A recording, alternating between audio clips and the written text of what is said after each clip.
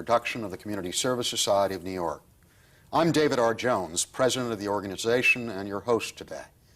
Today's show will examine what's happened to Dr. Martin Luther King's dream for America. Have we lost the war for civil rights? Here to help me answer these questions is Roscoe Lee Brown. I read a lot of critical race theory in law school, so, you know, the work of Derrick Bell or Gene Stefanczyk this and is the Richard stuff Delgado. No one knows. What's happened here as this terminology, sort of like defund the police, has been hijacked and been framed around the left as that they want to do all this, they want to rip down the entire social fabric of America, and they want us to be guilty about everything. I want you to teach history. dismissed from his post as a Harvard law professor because he protested the lack of any tenured African-American women professors. He is now a visiting professor at NYU Law School. Bell writes about his experiences of racism in his latest book. I've personally talked about many of the things that you just mentioned. I define critical race theory by citing the actual authors of critical race theory, and you seem to be a pretty good beneficiary of the meritocracy because you have merit, Malcolm. So if you're going to criticize the meritocracy as an outgrowth of white supremacy, then you're going to have to tear down the system that you've succeeded in because you have merit. This is Muhammad Ali, the former Cassius Clay, and as the boxing moguls would have it, the former heavyweight champion of the world. Another famous Negro who dropped what he called his slave name is the jazz pianist Ahmad Jamal. So for question 7, we're asking you, what was the former slave name of Ahmad Jamal? Was it A, Willie Lee Jackson, B, Leroy Jones, C, Fritz Jones, D, Andy Johnson? The answer is D, Andy Johnson. Ahmad Jamal may have kept his initials for his luggage, but otherwise he dropped his baggage, slave name for good. You know, when my great-great-grandfather ran away from slavery to join the 111th U.S. Colored Troops and fight against the South, keeping human beings as slaves, he didn't think, you know what, in 150 years, my great-great-grandson's going to have to sit on stage and argue with a guy who thinks all that's bullshit. Right. I think two things. I give, there is hope, and I see it also with young people I talk to. I see the same kind of sense of eagerness to take on challenges as I did in the generation we came along in. And I don't think they can be happy about the kinds of trends, which interestingly enough already starts to impinge upon other values that we were starting to move towards, particularly support of women and a more equitable workplace and a more humane society of that sort. It doesn't, this kind of shift doesn't stop and target, well, as soon as we finish with the problems of the African Americans, that we won't go to other parts of the social agenda that were tied up with that. And I think there's going to be a growing understanding that you just can't delimit, well, that, you know, the blacks are not doing so well, but women are still forging ahead in the society, and other protected classes are doing just fine. It's not going to work. No, I think it rolls back. I think one of the happy points of a rather sad Tuesday was the support that Carl McCall got from large segments of the Jewish community in response to the really vicious campaign launched by his Republican competitor. And I think that we need much, much more of that. There's been too much focus on what Farrakhan said or didn't say, and too little recognition that blacks and Jews are really in the same boat. That is, we are both outsiders, and that the one group certainly has a lot more in the way this society measures success. But if the deal goes down, if blacks go down, I think there's still going to be a need for scapegoats.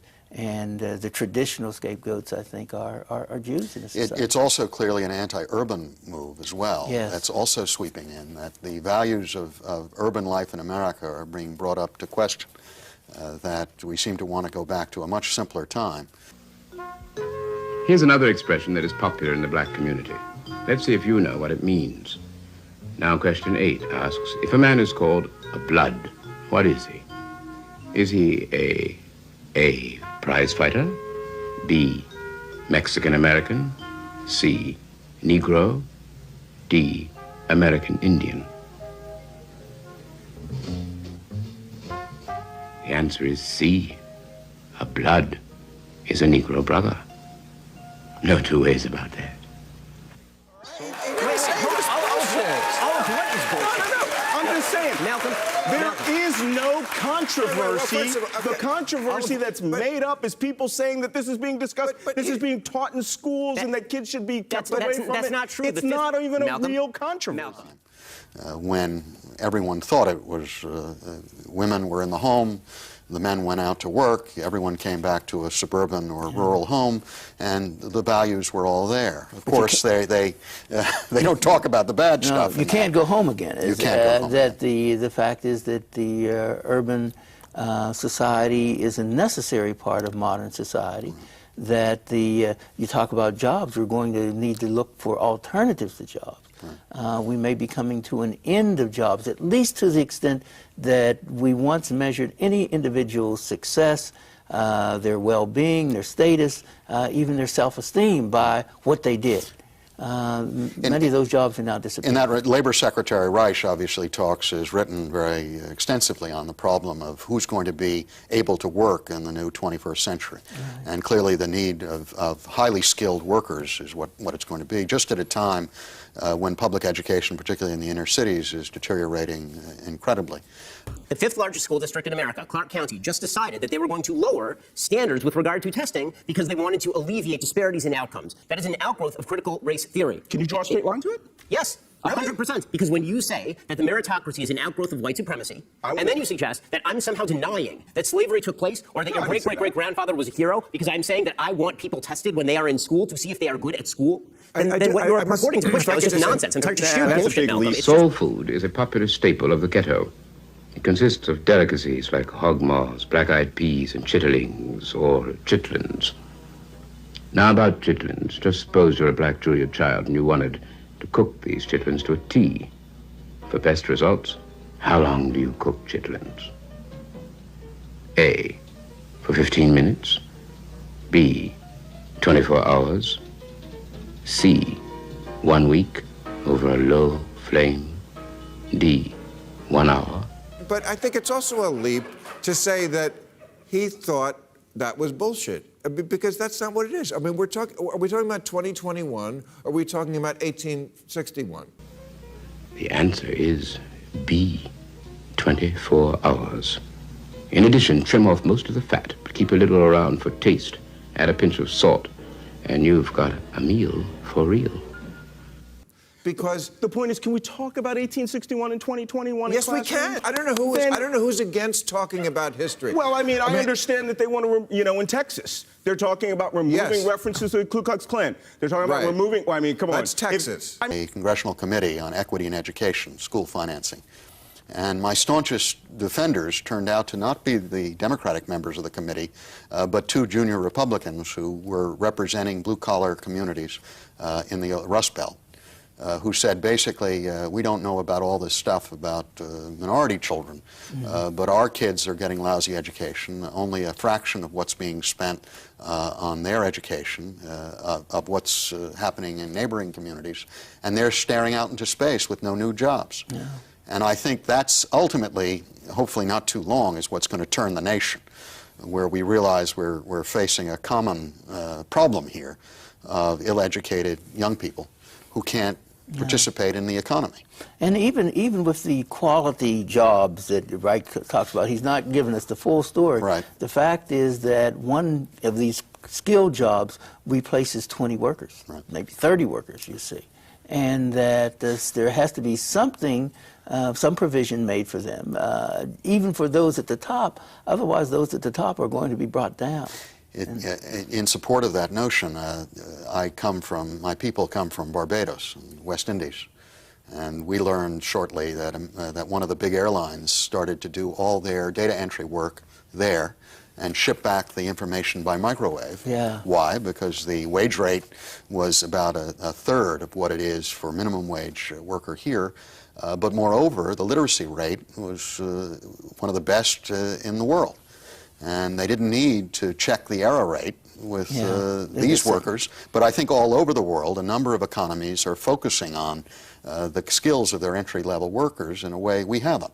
In Singapore and parts of the West Indies and other areas where they're focusing on their wage primary education. Much more so, not only than an inner city child here in Brooklyn, but also in just an ordinary community. We're just not training them very well at this point. Yeah. It's Texas. I mean, how can you watch Forrest Gump without even knowing who Nathan Bedford Forrest is, right? I mean, these are people who are historical figures who did bad things. No one is actually saying we want to go back and erase everything and restart and talk to you about these things. Critical race theory is a subject because the Republican right has made it a subject. No real school organizations are mandating this. It's the short run is very profitable. The long run is. Let's talk specifically about the African American community and what it's going to do. We're sort of at a particular nadir in a lot of ways. We really have our traditional leadership, particularly from things like the NAACP, to a lesser extent the Urban League, have not been out front yet on these issues. There's been a major disruption, obviously, in the leadership of the NAACP, but it's a culmination of a long history of problems. How will those organizations react, in your view? You know, I think that the NAACP, to mention one, is that what is happening at the top is really unfortunate. But as you say, it's been coming for a long time. And if we want to be perfectly honest, the NAACP is always in some little turmoil at the top. Right. It's always been the branches that have been the main support. It's to the local branch the individuals go with their complaints. It's the local branch that reaches out and speaks to public accommodations, personnel, and to employers and what have you. And I think to a great extent that's going to continue happening. I would hope that some of the suggestions that Roger Wilkins has made about putting the operation at the national level into receivership, having a blue ribbon group come in, it's a little conservative for me, but a blue ribbon group who would be able to come up with a new board, a very small workable board, make recommendations for new leadership. That can happen. But if it doesn't, I think local organizations will start to continue emerge. on. And the other part of it is that there are really a lot of local leaders and groups, don't get very much attention and what have you, but that are working away, doing Herculean tasks. And I think that these will probably get more support as both things get worse and the traditional organizations fail to function. One of the other interesting things that's emerging is clearly, can a coalition be maintained or forged between Hispanic Americans and African Americans facing many of the same problems in terms of poverty, lack of education, political powerlessness, but clearly seen as one of the fracture lines in terms of efforts? Very difficult. I think it is with the coalitions with whites. It's certainly worth trying. But again, the great sense of individuals coming into this country is that I want to move up, and the way to do that, or one of the ways, is to, as Toni Morrison said it, the second word you learn is nigger, and that you feel that you're superior to this other guy who may have been here for 300 years. And that was a very attractive way to go for Europeans, who were the same color as those who were already here. For people coming with a different language, with a different color and parts, it's going to be even more attractive. So that while we may bemoan the failure with both Hispanics and Asians, we can embrace and applaud the few gains along those lines have been made, because it really will be tough. I don't think the fact that America is going to be mainly minority by 2020 or whatever makes a bit of difference if so many of those who are people of color are busy trying like mad to identify with those who are white. I hope every Democrat in America takes your perspective, and they will be shellacked at the polls. Roy Teixeira just wrote a piece, the emerging Democrat majority, Roy Teixeira, he just wrote a piece about what he called the Fox News fallacy, a tendency of people on the left to believe that just because Fox News mentions something, it can't be real. The reality is a lot of this stuff is taught in schools. You mean like viruses? Well, okay. I guess that raises a question. One of the other outcomes of the recent election was a California piece of legislation which would severely restrict particularly the rights of undocumented aliens for basic protections. No, again, it's the frustration. I mean, if you don't even have to know very much about Supreme Court decisions to see that that almost certainly is going to be declared unconstitutional in whole or in substantial part. And yet the sense of upset and rage that can be channeled to a relatively powerless group. And the same people who are doing the channeling were those who a few years ago were encouraging the importation of illegal aliens to do work at dirt cheap prices.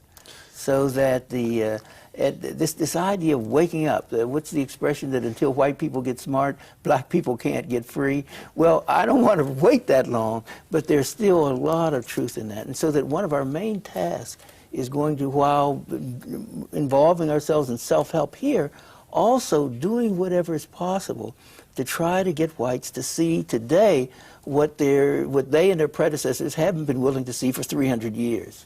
Well, Can I? Now I'm just. I don't know. Now I'm just confused. Can I just, what you're talking as far about. as Yeah, you're easily what confused. people are experiencing in their lives, in their schools. Yeah. Okay, you're right. There are states like from the old Confederacy, I think, who do want to airbrush history. What would Dr. King say about all this? How would he be positioning himself to try to help and bring some Well, changes? one here? thing is clear. He would not be saying what President Clinton had him saying at the Baptist church. Why those guys didn't get up and politely, because he's president, ask him to leave, I do not know. Maybe for our audience, you'll refresh there. Well, you remember Clinton went to this Baptist convention and said, well, if King were here, he would be appalled that black people are killing other black people, and that's not what he fought for freedom for, and what have you. Yeah. That's, it's the most scurrilous, hypocritical thing imaginable. I mean, if he were a dumb man, perhaps you'd let it pass as ignorance, but he is not dumb. That's not, I think, the majority in this country. If you ask me critical race theory, if you say, does that mean teach history unvarnished? I would say yes, then I'm totally for critical race theory. The fact is that we forget that King, at his death, and probably death was caused by his recognition that racial equality was going to be impossible without economic equality.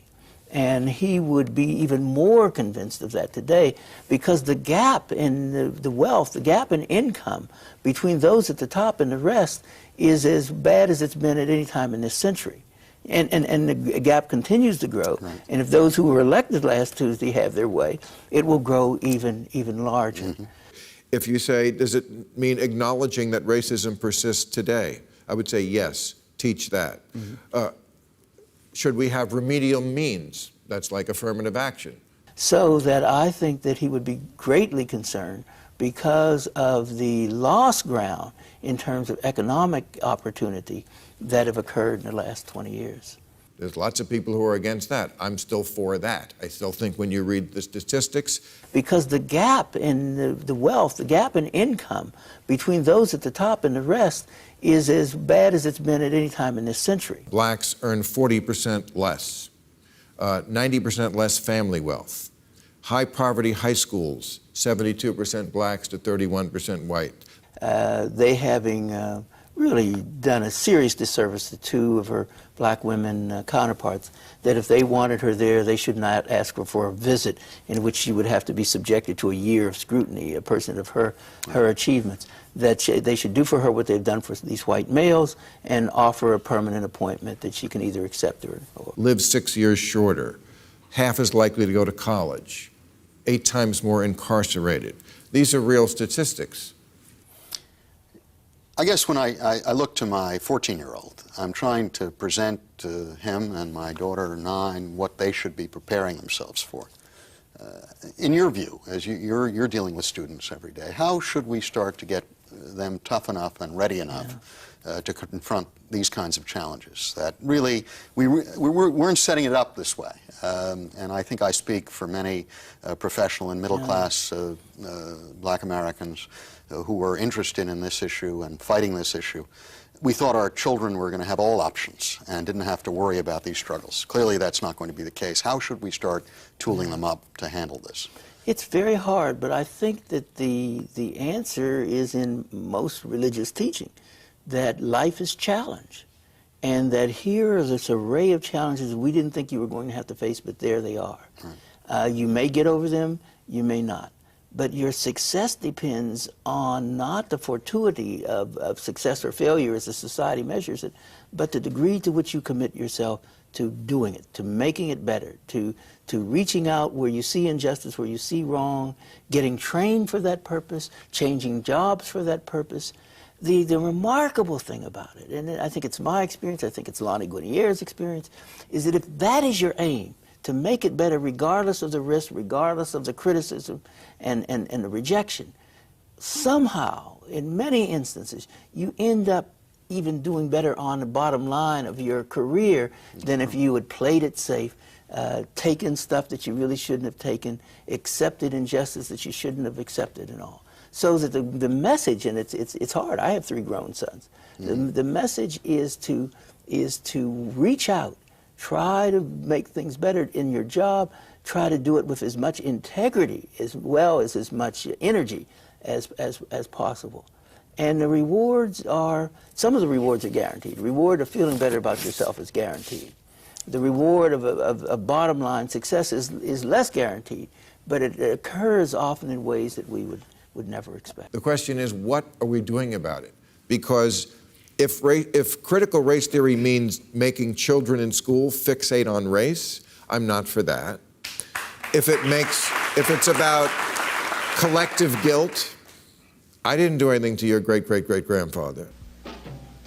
There are some black people who say that Juneteenth, June 19th, that is, should be a legal holiday. So for our 10th and final question, we ask you to complete the following sentence. I don't want to be responsible for that. If it's about, a toxicity of just from being born white. You may well be culturally deprived. If it's about dividing everybody into oppressor and oppressive, oppressed and oppressor, I'm not for that. And now for a non-scoring question which tells the score. So there are things that are being taught and are going around that I'm not for, that if that was critical race theory, I wouldn't be for. I agree with you, and I don't think that's critical race theory. But it's being, I think what's happened here what's happened here. Just to confirm your belief, I did a little sort of historical retrospective of people I came up with through school. And the ones who, in many cases, who stayed closest to the corporate model, often were destroyed. Some of them real profoundly sad stories. And I do think there's an upside in struggle, which is not only one where you're doing the right God's work here or doing moral things, but that basically it's tapping into the needs of people who will buoy you up. And I think perhaps it's been lost in this period. Well, we can start with our children and try to reach. I try to reach out to my students who listen a lot more than my children. It's interesting, though, that some of the latest proposals coming out of now a conservative Congress are going to frighten a lot more than working and poor blacks. I had a lot of people in the military. Hold on.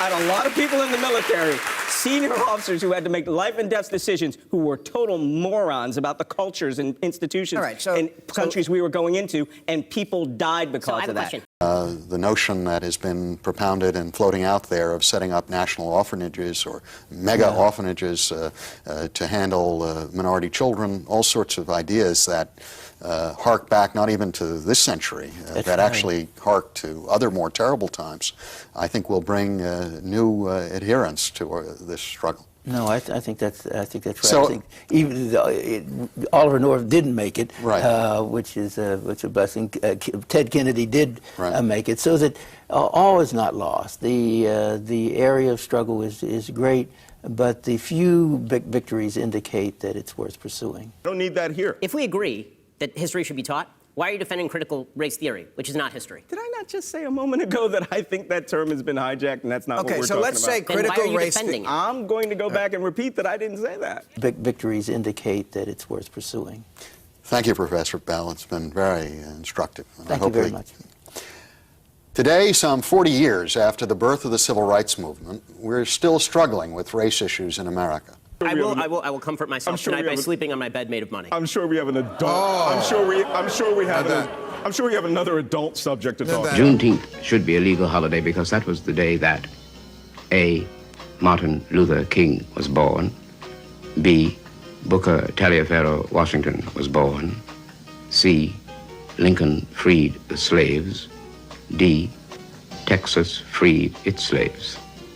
Teaching history, which is a cheap semantic trick, and you know it. Is this what you do on your show? Because it sucks. You know, Malcolm, Malcolm, I appreciate that. Clearly, we still do not provide equal education and opportunity for all our children. Too often, these issues founder on the rocks of racism. This nation needs to strengthen and contribute and seek the contributions of all of its citizens to face a highly competitive world. To write off even the least of its people diminishes all of us. This is David R. Jones. Thank you for joining me on the Urban Agenda. The answer is D. Juneteenth, or June 19th, was the day back in 1865 when General George Granger and his Union forces landed on Texas soil and freed the slaves. It is still celebrated by black folk down south, those who haven't lost their farms and gone north, that is. Hey, come on. That's Texas. The question is, wait, what do we do to address them? These are wonderful. Real statistics. You think we should address them? You think we should address them, right? You think we should address them, right? Well, how did you do? I passed. The test, that is. PBL suggests that anyone with 5 or more correct answers is in some kind of touch with the people of the ghetto, has been to lunch, perhaps. But if you had anything less than 5 correct, then we respectfully submit that in the jargon of the social worker who wrote the test, you may well be culturally deprived. Well, how about that Andrew Cuomo? I tell you, he's